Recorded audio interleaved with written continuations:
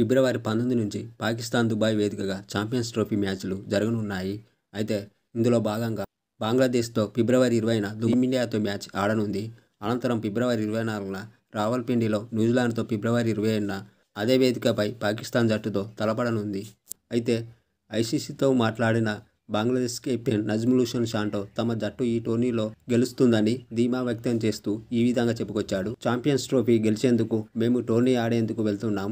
ఇందులో పాల్గొంటున్న 8 జట్లు కూడా ఇందుకు అర్హత కలిగినవే. ప్రతి జట్టులోనూ నాణ్యమైన ఆటగాళ్లు ఉన్నారు.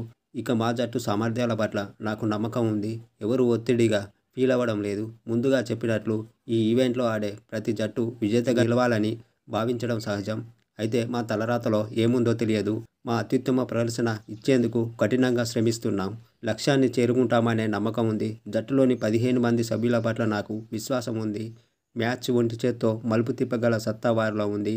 గత కొంతకాలంగా మా జట్టులో నాణ్యమైన పేస్ బౌలర్లు, మణికట్టు స్పిన్నర్లు లేరనే లోటు ఉండేది. అయితే ఇప్పుడు మా పేస్ దళం పటిష్టంగా ఉంది. మంచి స్పిన్నర్లు కూడా ఉన్నారు. మాదొక సమతూకమైన జట్టు. జట్టులోని ప్రతి సభ్యుడు తమ బాధ్యతలను నెరవేరుస్తారనే నమ్మకం ఉంది. మాదైన రోజున ఎంతటి పటిష్టమైన జట్టునైనా మేము ఓడించగలం అని నజ్ముల్ హుసేన్ షాంటో చెప్పుకొచ్చాడు.